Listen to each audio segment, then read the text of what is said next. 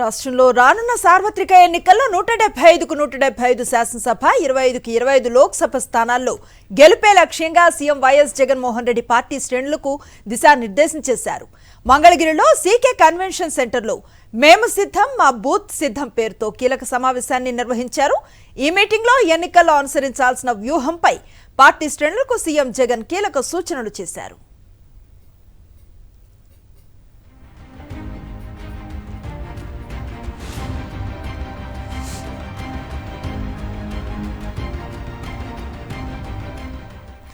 రాష్ట్రంలో రానున్న సార్వత్రిక ఎన్నికల్లో 175కు 175 శాసనసభ 25కు 25 లోక్సభ స్థానాల్లో గెలుపే లక్ష్యంగా CM YS Jaganmohan Reddy party శ్రేణులకు దిశానిర్దేశం చేశారు.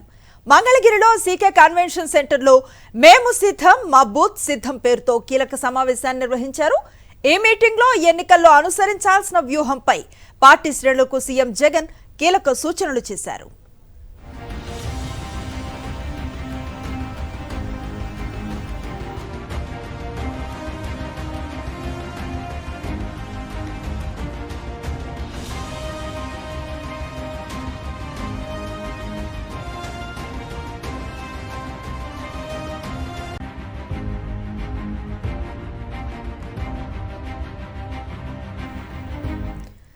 మంగళగిరిలో వైఎస్ఆర్సీపీ కీలక సమావేశం నిర్వహించింది. రాష్ట్రంలో రానున్న సార్వత్రిక ఎన్నికల్లో 175కు 175 శాసనసభ 25కు 25 లోక్సభ స్థానాల్లో గెలిపే లక్ష్యంగా CM YS Jaganmohan Reddy party శ్రేణులకు దిశానిర్దేశం చేశారు.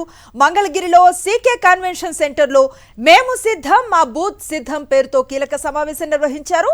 ఈ మీటింగ్లో ఎన్నికల్లో అనుసరించాల్సిన వ్యూహంపై పార్టీ శ్రేణులకు సీఎం జగన్ కీలక సూచనలు చేశారు. పూర్తి సమాచారం మా కరెస్పాండెంట్ రవీందర్ అందిస్తారు. రవీందర్, అనుశ్రీ, కొద్దిసేపు క్రితమే ముఖ్యమంత్రి వైఎస్ఆర్ కాంగ్రెస్ పార్టీ అధినేత వైఎస్ జగన్ ప్రసంగం కూడా పూర్తయింది. ఈ రోజు ఉదయం నుంచి కూడా వైఎస్ఆర్ కాంగ్రెస్ పార్టీకి సంబంధించినటువంటి నాయకులు కార్యకర్తలతో జరిగిన ఎన్నికల సన్నాహక సమావేశం పూర్తయిందని చెప్పుకోవచ్చు. ఈ సందర్భంగా జరిగినటువంటి వర్క్ షాప్ లో ముఖ్యమంత్రి పార్టీ అధినేత వైఎస్ జగన్ చాలా స్పష్టంగా అనేక అంశాల గురించి పార్టీ శ్రేణులకు దిశానిర్దేశం చేశారు. ప్రధానంగా మేము సిద్ధం మా పోలింగ్ బూత్ సిద్ధం అంటూ ఏర్పాటు చేసినటువంటి కార్యక్రమంలో ముఖ్యమంత్రి పార్టీ అధినేత జగన్ చేసినటువంటి అనేక అంశాలు చాలా ఉత్సాహాన్ని కలిగించాయి పార్టీ శ్రేణులకు అని చెప్పుకోవచ్చు. ఎందుకంటే ముఖ్యంగా చాలా స్పష్టంగా ఒక నిర్ణయం చెప్పారు. ఇప్పటి వరకు సమన్వయకర్తల పేరుతో ఇప్పటి వరకు ఇన్ఛార్జీలను ఎవరినైతే ప్రకటించారో వారందరూ రేపు ఎన్నికల్లో పోటీ చేయబోతున్నారంటూ చాలా స్పష్టమైన సూచనను ముఖ్యమంత్రి వైఎస్ జగన్ చేశారు. ఇంకా కాకపోతే 1-2 నియోజకవర్గాల్లో ఏదైనా మార్పులు చేర్పులు ఉంటాయేమో తప్ప ఇప్పటి వరకు మనం సమన్వయకర్తల పేరుతో ప్రకటించినటువంటి వ్యక్తులు ఎవరైతే ఉన్నారో వారందరూ కూడా ఇక మీద రేపు రాబోతున్న ఎన్నికల్లో పోటీ చేయబోతున్నారంటూ చాలా స్పష్టంగా పార్టీ అధినేతగా వైఎస్ జగన్ చెప్పారు. ఇక తర్వాత ముఖ్యంగా ఇప్పటి వరకు 87 నుంచి 93% వరకు అనేక గ్రామాల్లో ప్రజలకు మేలు చేసిన పరిస్థితి ఉంది. అతి తక్కువగా చూస్తే కేవలం 87% ఇళ్లకు మనం మేలు చేస్తే అత్యధికంగా 93% వరకు కూడా మనం మేలు చేసిన పరిస్థితి ఉంది. కాబట్టి మనం చేయాల్సినంత ఇప్పుడు గడిచిన 5 సంవత్సరాలు చేశాం కాబట్టి ఇక మీట వారితో మనం ఓటు వేయించుకునేటువంటి కార్యక్రమం మిగిలి ఉంది. రాబోతున్న 45 రోజులు అత్యంత కీలకంగా మారిన నేపథ్యంలో ప్రతి ఒక్కరు కూడా ప్రతి ఇంటికి వెళ్ళాలి.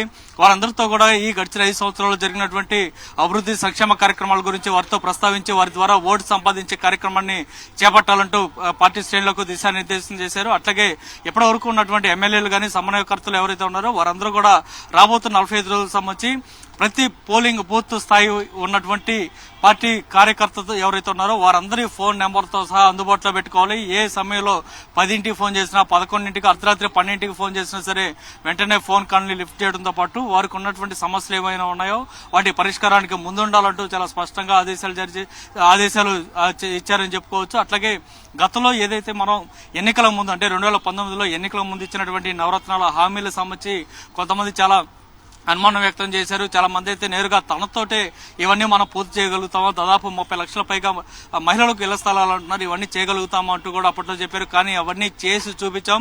30 లక్షలే కాదు 31.5 లక్షల పైగా మహిళలకు ఇళ్ల స్థలాలు ఇచ్చినటువంటి అంశాలు కూడా ముఖ్యమంత్రి జగన్ ఈ సందర్భంగా ప్రస్తావన చేశారు. ఇవే కాదు ఇంకా జిల్లాల్లో తాను పర్యటనకు వెళ్లిన సందర్భంలో అనేక అంశాల గురించి ప్రస్తావన చేశారు. వీటన్నిటిని ఖచ్చితంగా సాధించి తీరుతామని గతంలో ఏ విధంగా చెప్పామో అవన్నీ కూడా ఇప్పుడు అమలు చేసి తీరాం. రాబోతున్న రాబోతున్నటువంటి ఎన్నికల్లో మరొకసారి మేనిఫెస్టో కూడా ఇవ్వబోతున్నాం కాబట్టి అవన్నీ కూడా అంతకంటే ఎక్కువగా ఖచ్చితంగా అమలు చేసి తీరుతామనే విషయాన్ని కూడా మీరు ప్రజల్లోకి తీసుకెళ్లాలంటూ పార్టీ అధినేతగా జగన్ చాలా స్పష్టంగా చెప్పిన పరిస్థితి ఉంది. మొత్తంగా అయితే ఈ ఉదయం నుంచి జరిగినటువంటి కార్యక్రమం పార్టీ నాయకులు పార్టీ శ్రేణులు మొత్తాన్ని కూడా ఒక ఉత్సాహాన్ని ఉత్తేజాన్ని కలిగించినట్లు ఎలాంటి సందేహం లేదు. రాబోతున్న 45 రోజులు అత్యంత కీలకం కాబట్టి దీని సందర్భంగా ఇక మనం చేయబోతున్నటువంటి యుద్ధం ఏదైతే ఉందో ఆ యుద్ధం క్యాస్ట్ వారు కాదు, కేవలం ఇది క్లాస్ వారు జరుగుతుంది అనే అంశాన్ని ప్రతి ఒక్కరూ గుర్తుంచుకోవాలని చెప్పారు. ఎందుకంటే ప్రత్యర్థులు ఏమీ చేయలేని పరిస్థితిలో ఒక కులాన్ని ఒక అంశంగా తీసుకుని దాన్ని తెర మీద తీసుకొచ్చి దాంతో ఒక రాజకీయం చేసే కుట్ల ప్రయత్నాలు చంద్రబాబు అండ్ కో చేస్తారు. కాబట్టి మనకి వాటన్నిటితో సంబంధం లేదు. మనం చేసినటువంటి అభివృద్ధి అంశాలని జనంలోకి తీసుకెళ్లడంతో పాటు క్లాస్ వార్ ఏదైతే జరుగుతుందో పేదలకు మనం అండగా నిలిచాం. మనం మళ్లీ రాకపోతే పేదలకు ఏ విధమైన నష్టం జరగబోతుందో చాలా స్పష్టంగా ముఖ్యమంత్రి పార్టీ అధినేతగా జగన్ చాలా స్పష్టంగా విశదీకరించి చెప్పిన పరిస్థితి. కాబట్టి వీటన్నిటిని కూడా జనంలోకి తీసుకెళ్లాలని చాలా స్పష్టంగా పార్టీ అధినేత చెప్పిన పరిస్థితి అయితే కనిపిస్తుంది. అట్లాగే రాబోతున్నటువంటి రోజుల్లో మనం చేసినటువంటి మేలు సంబంధించి ఇంకా ఒకసారి మళ్ళీ ప్రతి ఇంటికి కూడా వెళ్ళాలి. మనం చేసిన డెవలప్మెంట్ సంబంధించి చెప్పి సానుకూలంగా మనం వివరించాలి. అవతల తెలుగుదేశం పార్టీ కానీ ఇతర ప్రత్యర్థి పార్టీలకు సంబంధించినటువంటి కుటుంబాలు ఉన్నప్పటికీ కూడా మనం 1-2 సార్లు వెళ్తే నిజంగా మనం చేసినటువంటి అభివృద్ధి వారి దృష్టికి వస్తుంది.